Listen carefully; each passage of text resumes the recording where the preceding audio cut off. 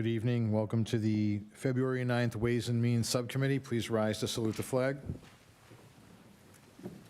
I pledge allegiance to the flag of the United States of America and to the republic for which it stands, one nation, under God, indivisible, with liberty and justice for all. Roll call of the members of the Ways and Means Subcommittee. Councilor Argenzio. Here. Here. Councilor McKenna. Here. Councilor Macario. Here. Here. Councilor Novoselsky. Here. And Chairman Cogliandro. Here. Here. Quorum is present. There's one item on tonight's agenda, and that's the bond authorization in the amount of $37 million for the McKinley School renovations. Thank you, Madam Clerk. Mr. Skorowski. Good evening, councilors. Tom Skorowski, Chief of Planning and Community Development, 281 Broadway. I'm joined here by Mr. Visquet, our CFO, and Karina Penna from our OPM PMA, who's been working with us on this project for the better part of a year and a half.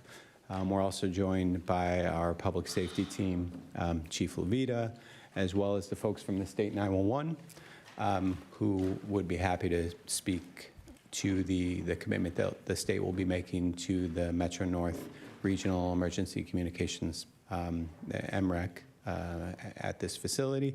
But beyond that, happy to take any particular questions you had. I know you heard a lot from me and Rich at the last meeting, and I know Rich had handed out a packet of information, whether it's what he just shared or what we talked about last meeting. Happy to talk about anything in further detail with questions you might have.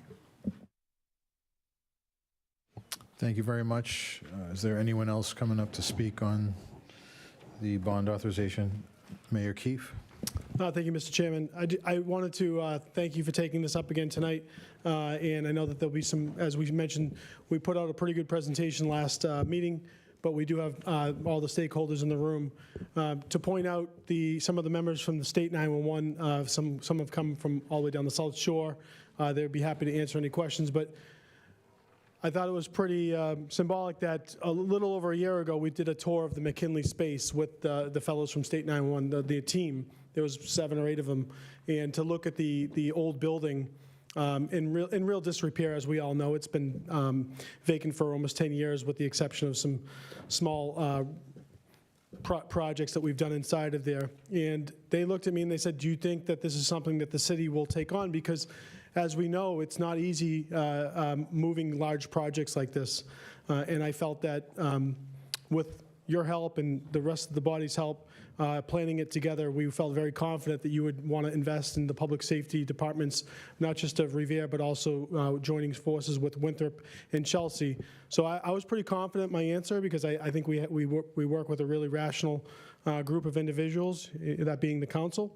So I'm happy to have them here tonight to see it hopefully come to fruition. Thank you, Mr. Mayor. Anyone else? Mr. CFO. Good afternoon, Rich Visquet, CFO, 281 Broadway. Handed you all a couple of documents at the request of Council McKenna. She asked for a complete debt service schedule, so I've given you both the general fund long-term debt schedule as well as water and sewer just to complete the package. I did highlight all the debt that's going to fall off over the next several years, so the things that you see highlighted indicate that you'll see where some of the debt will be falling off that will help pay for some of this debt service. But the one page, the regular 8.5 by 11 sheet shows a pro forma debt schedule for the McKinley on the city's apportioned debt service. We're estimating that after all of the grant dollars and some of the other money we have on hand, we'd have to bond about $18 million. And I just wanted to give you a schedule of what that debt service would look like over the life of that debt, where it would be ramping up in the beginning with some interest-only debt payments, and then right around 2030, we'd stop paying for principal and interest on the $18 million note. I'm assuming an interest rate of 4%, and I'm assuming a debt schedule for 30 years, and it's broken down by principal and interest with total debt service on the right along to the fiscal year that it represents. So happy to talk about any of those debt numbers if you have any questions. Thank you. Thank you very much. There's nobody else. I'll open it up to city councilors who have questions. Councilor Argenzio. Thank you, Mr. Chairman. And I asked the majority of my questions last time, and I got the answers, and I'm fully support this project and excited to see it happening. And I'd just like to take the opportunity to thank Mayor Keefe and the Community Development Office. I had asked for a study to be done to see if the 145-foot tower could be lowered a little bit, and they did the study, and I have the information was handed to me here tonight. And it could be lowered 20 to 25 feet, but that would necessitate the installation of a secondary tower at 50 Walnut Ave. And by the time the figures are done here, it would cost over $400,000 to do that. So obviously, I don't want the city to absorb that amount of money. I thank you for doing the study, and for 20 feet, I don't think that this amount of money being spent is prudent. So, but thank you for doing the study, and I'm in full support of the project. Thank you, Councilor. Councilor McKenna. Thank you, Mr. President. Last meeting, I asked if you could do the tower in an artsy form, if you could consider that. I don't know, and you said you'd come back with an answer. So Mayor Keefe's shaking his head yes, so must be a good thing. So we talked with Introba, which is the radio tower design team, and they had sort of differentiated from, there's kind of the monopole, cell tower designs that you often see that are often camouflaged as something looking like a tree or a cactus or something a little bit more decorative. And in this case, because it's not a monopole design, it's a more wide-based lattice design. And in addition to that, where the cellular towers, you have the cellular receivers at the top, basically. So everything that happens below it is not as critical to the design, so you can cover it in whatever. In our case, there will be antennas throughout the vast majority of them will be below the height of the building, so you can't see them. But because of those antennas being in place, additional materials or anything covering it would make it difficult to receive the signals, to send and receive them. And then talking with our architects, they said basically what they often find when we're talking about heights, whether of a building or a tower in this case, if you can make a really strong impact on the street level experience of the user, that can often help offset other sort of mitigating factors in height. And I think between the walkway and the landscaping and obviously a brand new building that's been an eyesore for over a decade, we feel like we can accomplish a really good street level experience for the user that will hopefully compensate for some of that. That works for me. Thank you very much. Thank you, Councilor. Councilor Mercurio. Thank you, Mr. President. Mr. Viskey, just a couple of questions, please. First of all, I'd like to thank you for giving us this debt schedule and all the other debt schedules that you enclosed, so now we can get a clear picture of the city's bond debt from this point on. I thought we were authorizing $37 million. What? Well, yes, correct. The total project, like we presented at the last council meeting, is actually about $43 million. We had $6 million of our own money that we put towards that, and representatives from the state 911 are here to talk about the grant program that hopefully will reimburse us dollar for dollar for all of the costs associated with the 911 call center. So when you take those grants out, what we're obligated to bond ultimately be about $18 million. However, we do have to authorize the whole $37 million in order for us to execute the contract, because God forbid some of these grants don't come in the way as planned. Right. We can't fund a project by only bonding for half of that money. So I'd love to just be asking for $18 million, but the way the language is written in the bond authorization, that every dollar received through a grant program will actually reduce the amount of the authorization. So ultimately, when we bond this project, we'll be bonding about $18 million. 18 million total? Yes. Okay. And that including the $6 million that we're getting from the school department? Yes, that's the gross 43 million less the 6, less approximately 20 million from the state, gives us the $18 million net debt service. Okay. So we're going to get approximately 22 million from the state. Is that the figure we're looking at? Somewhere in that 18 to 22 million, you're hoping? I'd probably prefer to let the state people speak of their program, but that's we're hoping that all eligible costs for the emergency call center will be covered in whole with their grant program. But again, they're here to speak to that portion of it. Okay. Current bond rating, anticipated interest rate. You answered all these questions for me that I had, and I greatly appreciated that. Risk and contingency, are there construction and cost escalation risk covered by the authorization? I believe the budget itself has a 3% contingency in the air for construction and approximately a 1% for the owner's contingency. 3%? I believe it's Construction cost? I believe it's 3% of the budget for the construction, with a little over $1 million, and I believe about a 1% on owner's contingency. And 1% for owner's contingency. Okay, great. And the estimated bond on this, and how's it going to impact our operating budget? There's going to be no tax levy increase, or it's going to be absorbed within the current debt capacity? Yeah, we anticipate that the cost of debt service will be covered within the existing tax levy of the city. And part of the reason why I gave you those debt schedules to show you over the next several years, we do have some debt falling off, which creates some capacity, and then just the natural growth of the city's tax levy will allow for the payments to come in without asking for any kind of debt exclusion or override or anything of that sort. Okay, I'm just, we have to keep our dollars and cents in line. We've got a couple of big bonds coming up with the new high school project coming up, so I'm aware. I think we need to be very careful with our approach on bond debt in the future, Absolutely. I think that's it. Thank you. Thank you, Counselor. Counselor Novoselsky. Thank you, Mr. President, Mr. Chairman. Rich, on this debt schedule sheet that you gave us, you have the 18 million, then you have 9 million above it. That's a total of 27 million.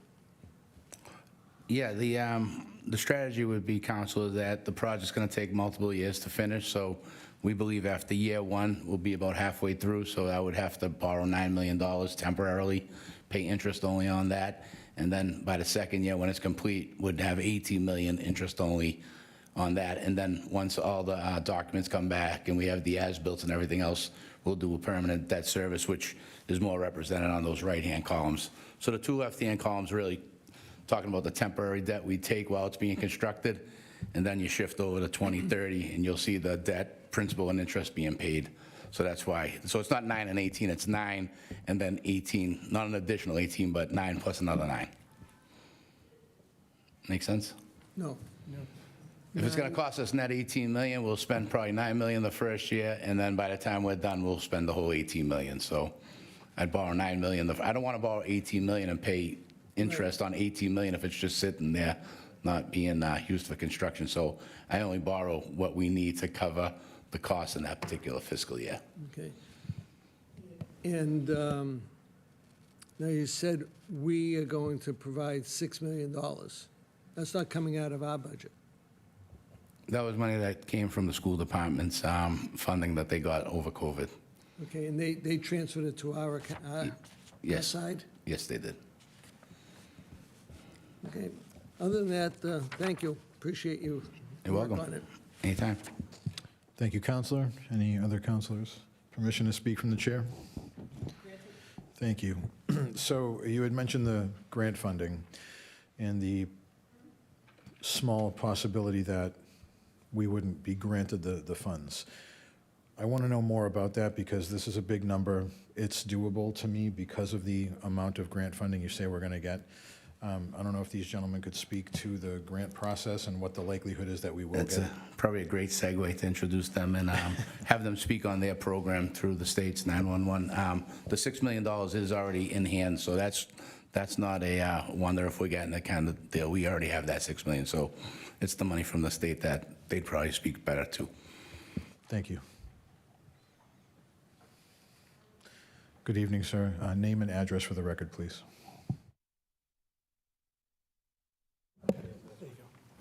My name is Frank Posniak, Executive Director of the State 911 Department.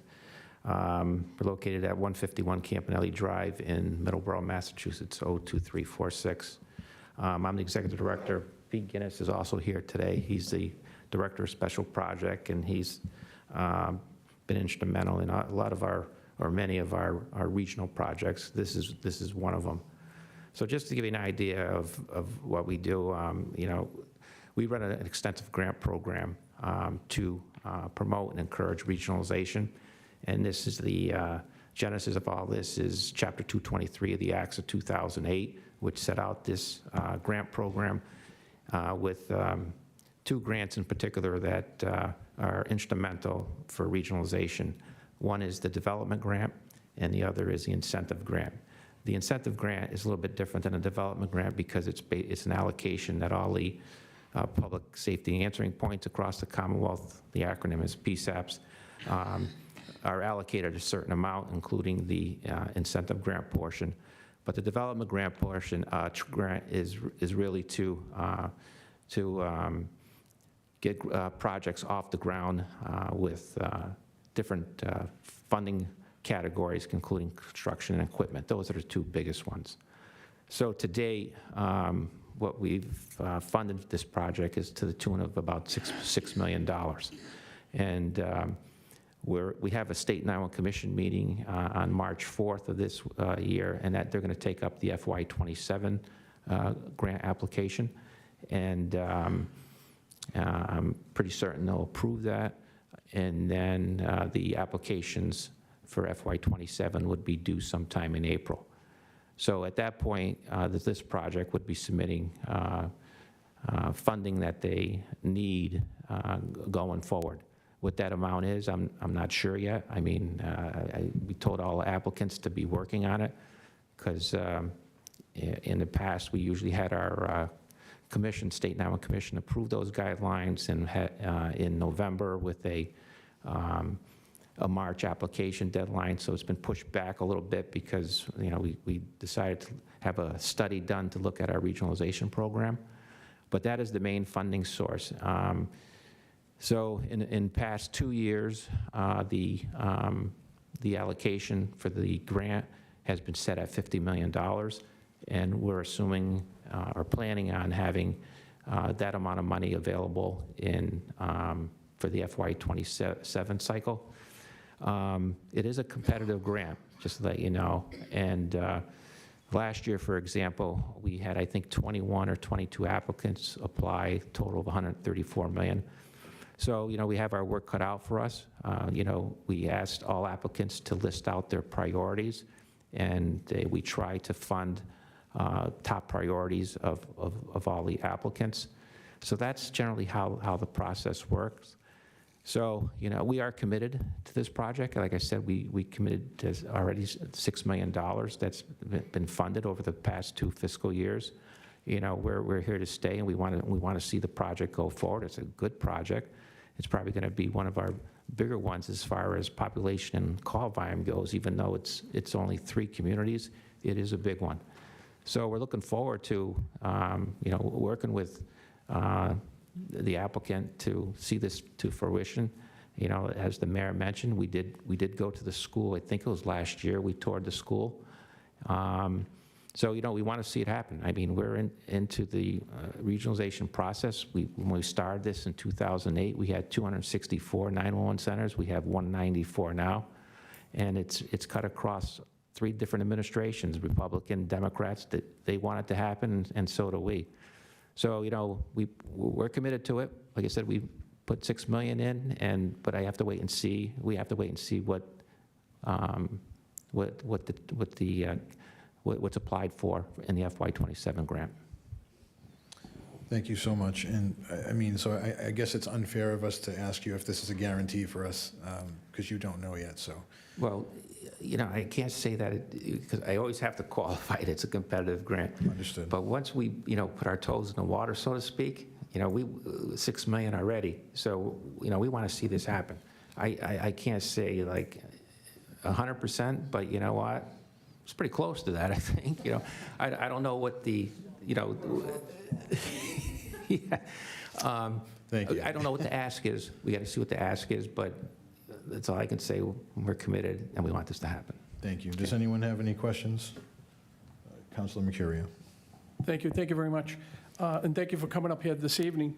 You said you've done projects on a smaller scale like this, correct? Oh, yeah. yeah, Okay. yeah. And do you know the operational costs of those smaller facilities? The budgets, I do, but I don't have it off the top of my head because all regionals are, as part of their support and incentive grant application, give us their budgets. Okay. So we have that information. I can get it to you. I don't know off the top of my head. We need to know what this operational, we love the idea, we love the building, we're all in support of that, but I've been asking for an operational cost to run this facility. And, it could be $1 million a year, could be $1.5 million a year in operational cost. Well, I'm pretty sure that right now that the regional has an operational budget. Now, I know that doesn't include Chelsea and what it would look like at the new facility, but there is that operational budget. Okay. Maybe Mr. Viskey can answer this a little bit better. I just asked the same question you asked last week, and I did get presented a pro forma budget with the assumption that Chelsea would be part of the operation, so I can get you those numbers offline. I just got them. I didn't know you were asking for them, but I happen to want them just for my own forecasting, so I do have some numbers I can share with you for sure. Okay. I think that would be an important part of this whole package if we look down the future. Yeah, and a lot of those operational costs are also going to be covered through this grant, so there are some efficiencies in the operating, not just the capital budget, but the operating budget will actually come down the first few years due to some of the details of the grant and some of the salary being picked up of the executive director and such. So, but I have to work those numbers out. Happy to get them to you. Okay, thank you, Mr. Viskey. Thank you, Councilor. Mr. Chairman, just as far as the city's assessment, as you know, the state assesses what it costs us to run the 911 center, and then it spreads it out by the communities that are in use. So currently, it's spread out between Revere and Winthrop. It's about an 80-20 mix. It's based on call volume for the most part. And then when that shifts to Revere, Winthrop, and Chelsea, the estimated savings in the first year is estimated at $250,000 to our assessment. So roughly, and again, I know Rich can provide what the operating budget for MNRECC, MNREC, is, it goes up every year. As you know, costs go up every year. So let's just say, for instance, if we were going to pay $1 million next year to run a 911 call center, it would be a $250,000 delta in savings by sharing the load with another community. And then that continues to perpetuate. But as you know, it all depends on the amount of calls. It's a separate entity, as you're aware. It's its own body. But if they were running heavy on overtime or things like that, those are things that we serve on the board. I serve on the board, and it rotates between the chairs, but Chief Cullen's on the board, Chief Levita's on the board, the Chief of Winthrop Police and Fire on the board. Of course, CFO Viskey is on the board. The city managers are on the board. So every month we meet, we have budgetary updates, so to make sure that the costs are in line and that we're not spending more, or the department is not spending more than they should. And they're very good management team. They run a tight ship. And ultimately, what's reimbursed by the state is a big portion of how we're able to manage a good call center. And is reimbursement on a yearly subsidy, basically, yes? Correct. Okay. So just like so whether you know this or not, we pay the MBTA to have service in our city. Yeah. So it's on a state assessment. Okay. They have a formula, and we pay. We don't really have much bargaining rights, but the jumping from tiers. So some of the cost benefit of the center of course regionalizing.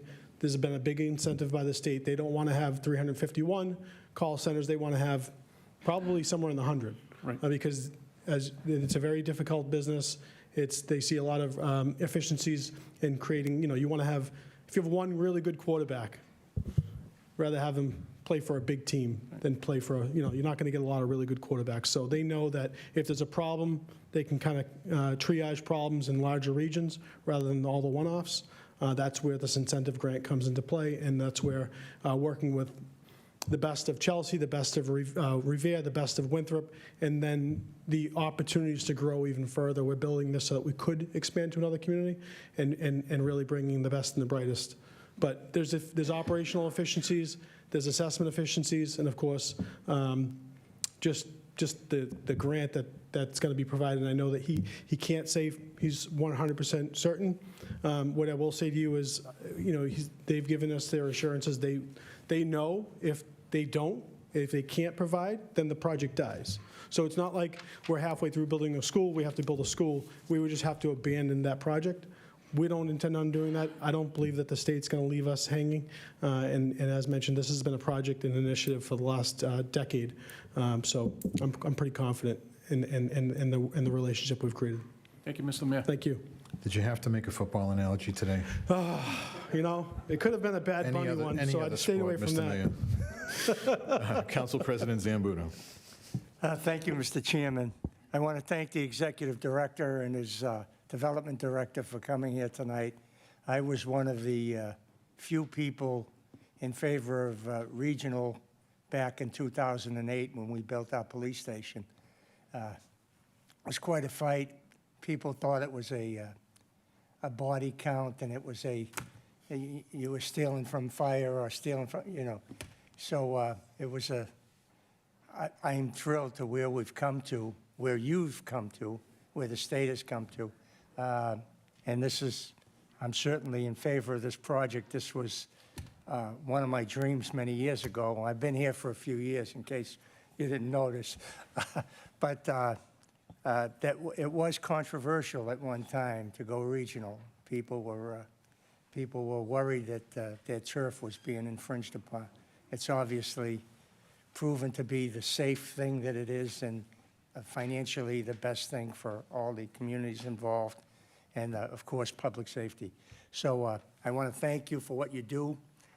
We're grateful that you've dipped your toes in the water on this project, and we know that you'll dive in the full extent. Thank you very much. Thank you, Councilor. We're going to take a roll call on this. I do want to say one thing. I do believe that this is a responsible project. We are doubling the size of our early childhood education. We're building a new 911 call center, a regional call center that has 3 communities with the ability to host 4. And I also think it's responsible of us to put our retirement office and our parking department in there. We're going to save $100,000 to $150,000 a year between rent and utilities there. I'm in favor of this. And Madam Clerk, if we could take a roll. Shall the Ways and Means Subcommittee offer a favorable recommendation to approve the bond authorization for the McKinley School? Councilor Agenzio. Yes. Yes, Councilor McKenna? Yes. Yes, Councilor Mercurio? Yes. Yes, Councilor Novoselsky? Yes. Yes, and Chairman Cogliandro. Yes. Yes, the bond authorization has received a favorable recommendation. Will be forwarded to the council this evening. No further business. No further business. Thank you.